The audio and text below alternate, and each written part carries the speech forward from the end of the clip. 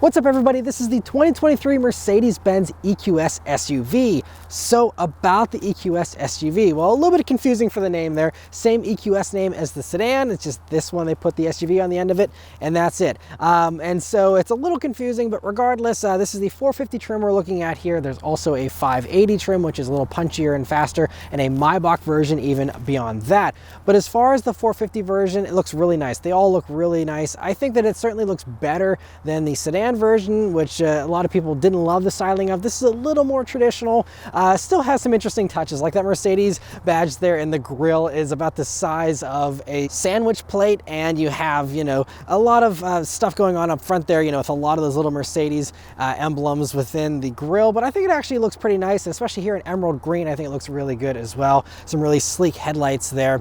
And as far as the sizing of this vehicle, that's another interesting thing, because this is an EQS, and so typically the S in the hierarchy is the biggest one, but this is actually smaller than the GLS, the traditional three-row SUV from Mercedes. This is 3.2 inches shorter, although the wheelbase is 3 inches longer. It's the same wheelbase, same platform, same motors as the EQS sedan, but so, you know, a little smaller. It's also about 4.2 inches lower than the GLS, and so that's going to give you a less roomy, less versatile vehicle than the GLS, even though this is, of course, more expensive and, again, a little bit higher up with its positioning. But I honestly am just surprised they didn't make it a little bit bigger, especially with the EQE SUV in the lineup as well. But anyway, coming down to the sides here, you have these 21-inch wheels on this one, which I think look really nice. You also have these running boards here, which are a cool touch for sure. Now, the only thing about the running boards, they help with aerodynamics. That's actually why they put them on there. But as far as the actual practicality, stepping over them is kind of annoying. The vehicle is so low, you don't need running boards to hop up into it. And so to me, they just kept getting in the way. But they do help this vehicle to have a very low drag coefficient. In addition to all the other styling elements, it's a 0.26 drag coefficient. Then going out to the back, again, very sleek, very rounded, and you know, that's not really super trendy these days. A lot of other vehicles, you know, they want to be blocky and very rugged looking. This is certainly not that, but it's very luxurious, very sleek, and I think, you know, the full width tail lamp there in the back and just the smoothed over styling certainly is a really nice look, and it's something we're going to see more of as we go into this electric future, where aerodynamics are very important. Mercedes understands that, and so that's why this car is shaped by the wind, not by trends, really. And I think it actually, you know, still just looks really good here in SUV form. Right, so for the interior of the EQS SUV, it is a very nice place to be. In typical Mercedes fashion, it immediately strikes you as being very luxurious, very expensive looking, and very cool, with the ambient lighting, all the metal, all the wood, all the screens and technology. And this one doesn't even have the craziest amount of screens. If you go for a 580, you'll get the hyper screen, but here on the lower trims, at least for now, you're not able to get the hyper screen. It's just this smaller 12.8-inch screen, which is still plenty large, but I mean, just a very impressive interior. And even getting into this interior, it's really got heavy doors. The door handles are heavy. I mean, this whole thing feels so solid, and once you get in here, it's so quiet. It just silences your surroundings essentially, and it is just really, you just feel like you're being just cocooned in luxury in this vehicle, and it's so impressive. But anyway, first thing, sitting down in these seats, you have these very nice leather seats that are perforated, and they're so soft and just very comfortable. Some of the softest seats in this segment that I've experienced, and I really love them. And they have tons of adjustments. They have different bolstering adjustments. They have the lumbar and the thigh support, of course. They're even massaging seats here, and I mean, just that's an option for the massage, but it's really nice. It has a bunch of different functions, including hot massages, and just a really cool touch. And you know, they're also ventilated seats here as well, and it's a rapid heating feature you can get on these too, so they heat up nice and quick, and just super nice seats. And I love these pillowy headrests too. They feel so nice to rest your head on, and so love the seats here in the EQS. The steering wheel is very nice. Now, the one complaint I can say about the steering wheel, though, is that it is not heated. This vehicle is $117,000, and at some point, Mercedes should just throw in a heated steering wheel for free, or maybe just make it standard on all EQSs, because none of them are cheap. And I mean, you can get a heated steering wheel as standard in some $30,000 crossovers, and so the fact that this thing is so expensive and you still have to check the box for $250 to pay extra for a heated steering wheel is just ridiculous that Mercedes is nickel and diming people. Beyond that, though, it's a great wheel, great 9-3 grip, nice little 10 and 2 notches. There's a little bit too many buttons on the steering wheel for my preference. You know, these touch-sensitive little arrow pointer things and stuff. But you have paddle shifters here on the back of the wheel, which just change your regeneration here. The gauges here, it's a 12.3-inch digital display, of course, and it's really nice looking. It has a bunch of different adjustments as far as different themes, so you can have as much or as little information as you want displayed there, and you know, you can have map views and all kinds of stuff. And you do have a little scroller of things in the middle there that you can go through as well, but I do wish there was maybe a little more customization with those pods on the right and the left, but I couldn't figure out a way to change those, at least with the classic gauges here. But one thing you do have that's nice, though, is a head-up display, and you can see a ton of different adjustments for it. You can have, you know, your off-road stuff on there if you want. You can have as little or as much as you want, and it's really great. There's also, combined with that, it'll give you a bunch of different directions there in the head-up display, and it even has augmented video navigation here. So if you're, you know, navigating somewhere within Mercedes' own app, it won't work, of course, with any of the smartphone apps, but if you're using Mercedes navigation, it can give you video and guide you through intersections and stuff, which is nice, especially if you're in an unfamiliar place. But coming over to the middle of the dashboard here, like I said, 12.8-inch screen here in these lower trims, and it's actually really nice. Now, whenever I first got in here, it definitely was a learning curve. I had to sit here and figure out, okay, how does everything work? How do I do this? But once you wrap your head around it, I actually have really grown to like this system. I think it's actually very well done. And when I first got in here, I was like, oh boy, this is going to be really like annoying. And thankfully, I actually really grew to love it, surprisingly. And so I even love, like today I'm filming this review on Halloween, and there's these little like surprise and delight things where it'll say Happy Halloween, and there's, you know, leaves and jack-o'-lanterns and stuff on the menu. Just that's a really cool thing that I actually have never experienced personally in a car before.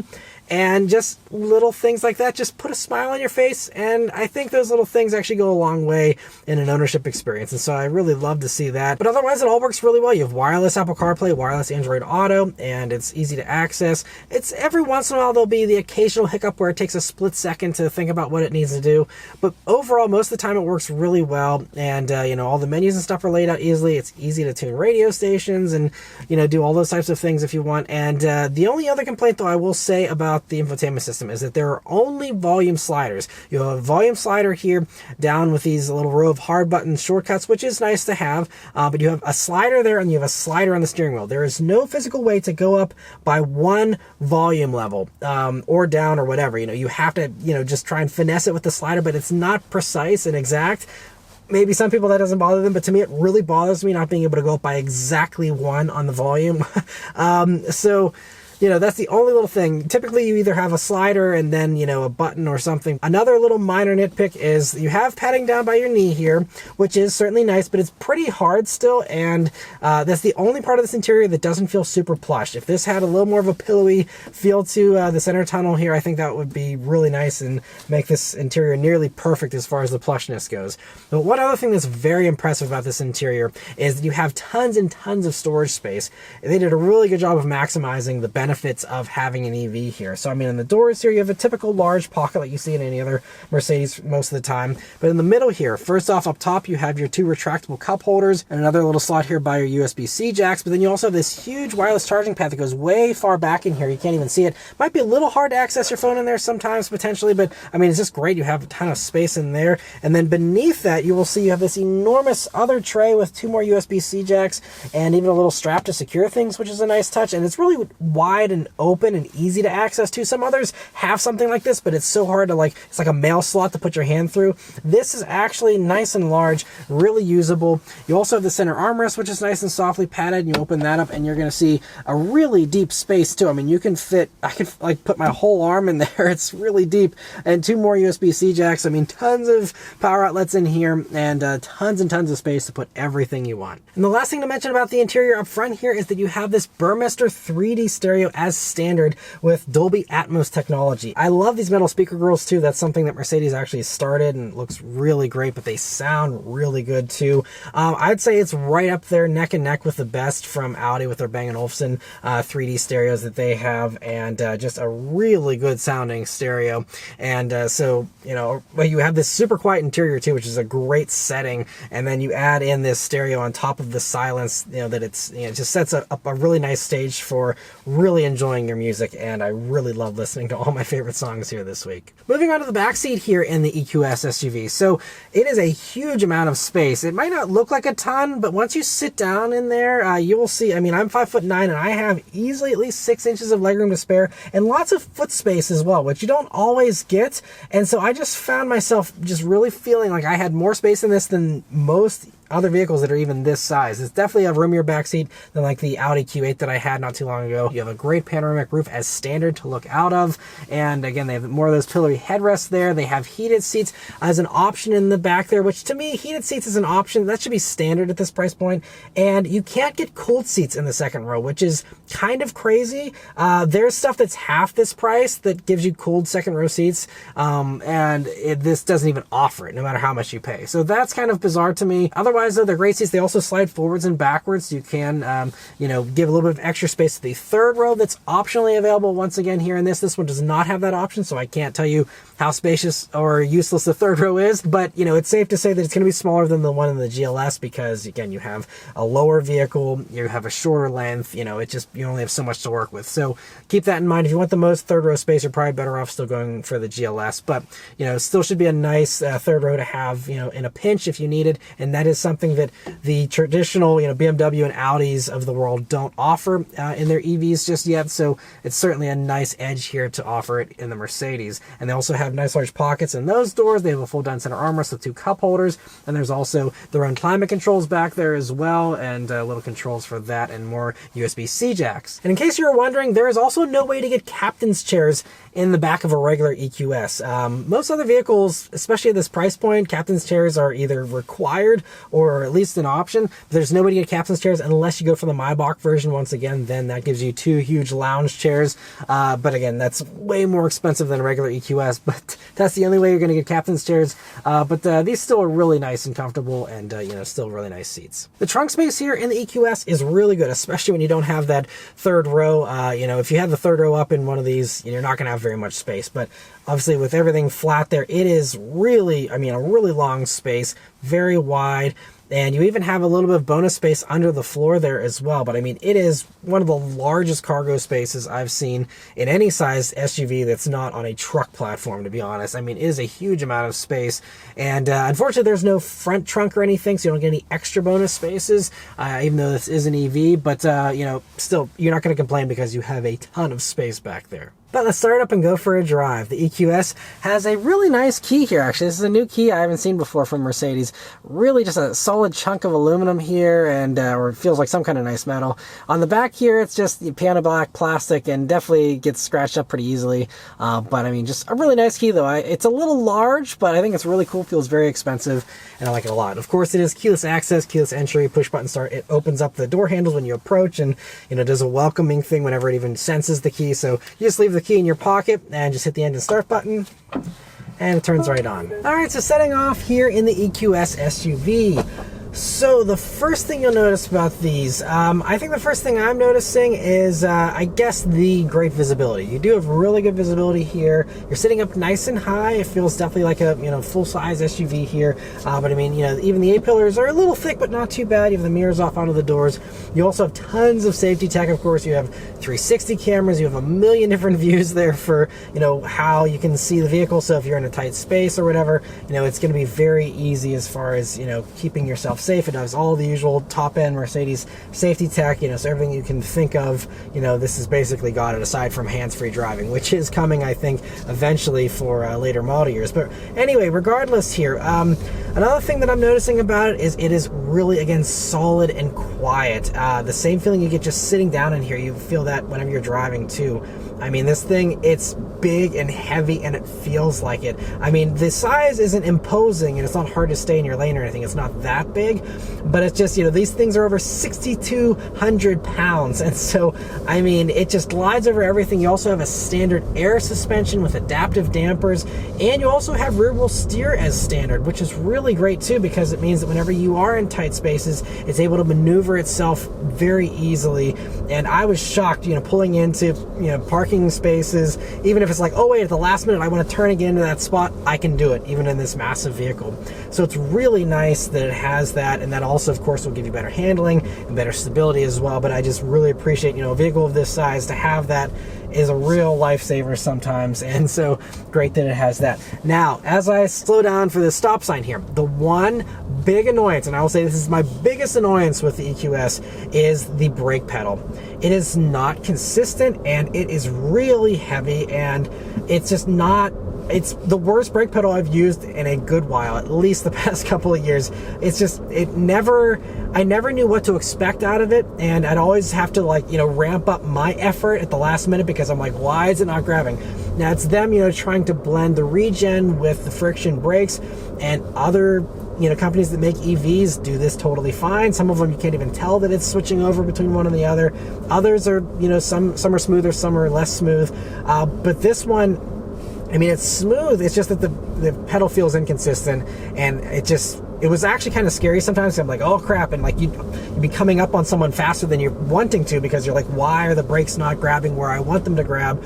And it's just bad. It's just downright bad. It might not be a deal breaker. It's something I'm sure you could probably learn to live with, but it is far from ideal, and you're definitely going to want to test drive one of these first and see if it annoys you. But that was the one thing about this that, like, how could they have shipped this vehicle with brakes that were this inconsistent? I don't know. But we're going to go ahead and put it up into the sport driving mode, which does give you sportier throttle response, firms up the dampers, and stiffens up the steering, all the usual stuff like that. And let's turn it on onto this back road here and see how it does. And here we go. And it moves nicely. It really gets up. Now, as you get up to the higher speeds, it does start to slow down. So once you're up to around highway speeds is when it's going to kind of, you know, slow down a little bit. But I mean, off the line, that punch is that instant electric punch, you know, the torque from 0 RPM there basically, you know, and so it's punchy. Now, again, this being the 450 version, the focus of this one is not straight line performance. That's what the 580 is for. This one has 355 horsepower and about 590 pound-feet of torque. It'll do a 5.2 seconds 0 to 60 is what Car and Driver got. And, you know, all totally fine for a family hauler, luxury cruiser. You don't need more than that. That is plenty. And so, you know, I found myself being totally content with the acceleration here this week. Now, it wasn't mind-blowing, wasn't super impressive or anything, especially whenever it's hauling, again, 6,200 pounds, but it was enough. If you want to go for the 580 version, though, you get about 180 extra horsepower, but only about 40 more pound-feet of torque. But that is still enough to drop the 0 to 60 in that one down to just 4 seconds flat. So if you want to have performance, that's definitely going to be the way to go. There is no AMG version as of yet for the EQS SUV, so, you know, but I mean, still, that's going to be plenty. I mean, 4 seconds 0 to 60 in something that's, you know, a luxury cruiser with 3 rows and all that, you know, that's going to be, again, plenty of performance. And now just cruising on this road that usually generates a lot of road noise, it's so quiet. There's a lot of cars where I have to raise my voice driving on this road and talking, and this one, still totally quiet, and also really smooth, even with these adaptive dampers in their sport mode. And these adaptive dampers, by the way, with the air suspension, you can also get up to 8.7 inches of ground clearance in the off-road mode if you do happen to find yourself off the beaten path and needing that extra clearance. But anyway, coming up some corners here that I always take, let's see how the EQS SUV handles. It handles really well with this. Again, the rear wheel steer is really the game changer that just transforms anything, that regardless of what you're working with, it's always going to be a good handling vehicle if you got rear wheel steer, in my opinion. But in this, it also is helped by the fact that you also have summer tires as options on this one, and so that definitely is going to give you a little bit of extra grip as well compared to regular all seasons. But it's just, you know, a really good amount of handling. I'd say, you know, you don't really feel much out of the steering, but it is accurate, so it has that going for it. And it definitely is wallowy still, you know, even with the dampers being firmed up a little bit and stuff. I mean, clearly no one expects this to be really sporty at all, to be totally honest, and so I'm glad that they went for the soft thing. And so just make no mistake, you know, if you are hoping that this is going to be sporty in some way, you know, it's not. It's, you know, it's fine, and it's really good, again, with the rear wheel steer and all that, but, you know, they definitely set it up for comfort. I think that's the right choice, and I think that, you know, I really appreciated it this week, just loafing around, doing your usual stuff, and whenever you are in a hurry, you know, hustling it on a back road, it's totally fine for the handling for sure. Now, as far as the battery info, it runs a 108.4 kilowatt hour battery pack, which is a big pack. And in a vehicle this large, even though with the good aerodynamics, it only ends up getting you a max of 305 miles of range. That is for the rear-wheel drive version. This all-wheel drive 4MATIC version's going to do 285 miles of range. And thankfully, even if you go for the 580 version, you don't lose any range. That does the same 285 miles. But I mean, you know, that's right in line with what you're getting with most of the other stuff. The Audi Q8 with its recent revision for the e-tron version does also about 300 miles of range. And so, you know, that's pretty par for the course currently. And so, you know, it's totally fine. It does take a little while to charge since it's such a big battery pack though. So a 10% to 80% charge takes about 31 minutes. It does 200 kilowatt max fast charging for the max rate there. And I mean, so that's a really good rate of charge. It's not the best out there, but certainly better than some of the others. And so I think that's, you know, a pretty solid amount of charging. If you were to charge this on a 240 volt, I believe it's around an 11-hour recharge time there. Again, I believe for the 10 to 80% there. So, you know, it's going to take a little while to charge, you know, a battery pack this big, but thankfully you're going to have to stop less because you do have really good range. And it's also really cool too. There's a bunch of different things in the infotainment system here to maximize your range.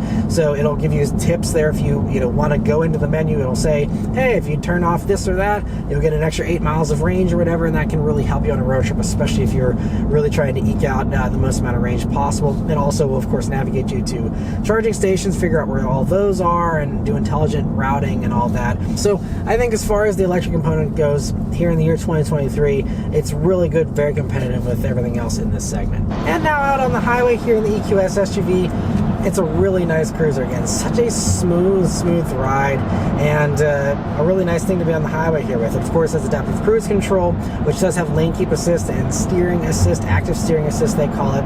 And you're on gentle corners and stuff, it's worked pretty well here so far. We've got another one coming up here in a minute. But, you know, just having the head-up display and all that is great to give you, you know, a good visual of exactly what stuff is working, if it's lost track of the road lines or anything like that. And some others don't put that all up in the head-up display, so I really like that they do that. And now we got a gentle corner here going around, and, you know, the road lines are actually a little confusing for this one with the little tar strips and stuff we have. But it doesn't seem like it's confused at all. It, you know, has been giving me confident steering assist here, and it's really stable. It doesn't seem to be really ping-ponging or anything. So I don't have extensive experience with this on the highway, but what I can say is that it seems like it does a really good amount of assistance, right in line with the Audi Q8 e-tron, which I had earlier this year, which also was a really nice highway cruiser, and, you know, gave similar amounts of assistance. But the last few things I mentioned here about the EQS SUV are its efficiency numbers, as well as the pricing and how it compares to the competition. So as far as efficiency goes, these are rated at 78 mpge for whatever that's worth if you know, are comparing them with others. Now, as far as real-world efficiency here, over the 73 miles that I drove this vehicle, didn't get a ton of time to drive it, but in that time, it's been telling me I've been getting a 403 watt-hour per mile efficiency rating, and if you convert that to the more typical miles per kilowatt hour that most other companies use, it averages to about a 2.5 mile per kilowatt hour rating. And so, you know, that's okay. For something this heavy, it's not bad, if I'm totally honest, based on the other experiences I've had with other EVs that I've tested, but it's certainly far from the best out there. But when you're working with, again, something this large, this tall, this heavy, you know, and this much power, you know, especially with that torque figure, you know, I think that's actually a pretty respectable rating. And again, your mileage will vary depending on, you know, where you live, the temperature, and, you know, all the other usual millions of variables with EV range. But, you know, so I'm not too disappointed with that range rating, you know, as far as what I'm getting here in the real world. But then the last thing to mention here is the pricing and how it compares to the competition. So as far as pricing goes, these start at about $108,000 for the 450 4MATIC version here. And then this one, as tested with the options it has and all that, is about $117,000.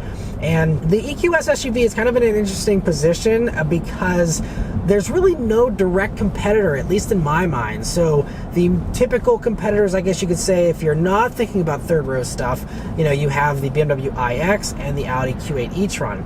Both of those are a lot cheaper. They are, you know, in the $70,000 to $80,000, $90,000 range, depending on how you load them up. But they don't crack up to, you know, almost 120 grand like this one does. And again, this isn't even the fast one. If you go to the fast ones and stuff, or the Maybach version, I mean, it can really, you know, get crazy with the pricing. So You know, they're a lot cheaper, but they don't offer a third row. They're also less plush and a little smaller. So, you know, depending on, again, where you're going and what you're going for with your luxury EV purchase, you know, this could really be the best one if you want the most space, if you want the third row, or if you potentially just want the most luxury. I would say that this is probably, you know, one of the most luxurious ones. But I will say I also had an Audi Q8 e-tron for a week, and that still has, you know, massaging seats, still has a really well insulated, very solid feeling interior and driving experience, still has plenty of power. Great stereo, great technology. You know, it's all still really nice, and you know, those are a lot cheaper too. So it really is this is gonna come down to, do you need the third row? You know, do you want the Mercedes extraness of, you know, the extra metals, the extra ambient lighting and things that you don't get, which, by the way, the ambient lighting at night is really impressive and really looks nice. But you know, so this is really kind of pricey compared to those if you don't care about the few little niches where the EQS shines. Now, if you do care about something with a third row, you know, this is also going to be the most luxurious by a long shot. I mean, because the only other ones currently in the luxury segment that even offer a third row is the Tesla Model X and the Rivian R1S. I haven't driven either of those, so I can't say how they drive compared to this, but I can say that they're a lot less luxurious. Neither of them have Apple CarPlay integration, for example, either. The technology is just, you know, a little different in those vehicles. Now, they might have more space with their third row. Again, I haven't tried any of these third rows to compare, but just, you know, those are the other ones out there, but those also are a lot cheaper, even, you know, for a Model X, you know, unless you go for the plaid version. But for the regular ones, you know, they're going to undercut this a lot. Same with the Rivian, and they also offer longer range versions as well. You're going to have more range in those, especially the Rivian. You can put a huge battery pack in it and have tons and tons of power, and, you know, more options there if you do want a luxury three-row EV. You know, that's going to probably give you the most options there. But none of them have the plushness that this has, and they don't have the smartphone integration this has. You know, so there are some, again, key distinctions where this is really the only game in town, depending on what you're looking for. And if you are in that niche of people that, you know, want to have the most luxury, want to have the smartphone integration, the third row, or the option for a third row, and, you know, a few of the other things, this is it. And I think that in that regard, you know, you can't really argue with the pricing, but, you know, if you don't care about those things, you know, I think there's a lot of others out there that undercut this and offer a little more for the money. But if you are on the price sensitive side, you're looking for something that gives you a better value, but you still want the Mercedes, you know, experience, there is also the EQE SUV now. That's going to be a little bit smaller, but still should have plenty of space and be a nice large SUV nonetheless, that probably more closely competes with the Q8 and the iX, and you know, that'll get you to a closer price point. So that's really why I think the EQS kind of is even beyond those. And, you know, I think, you know, but it's just worth noting you can get the EQE SUV now, and that's another great option if you want, again, most of the same interior, most of the same experience, just in a slightly smaller size.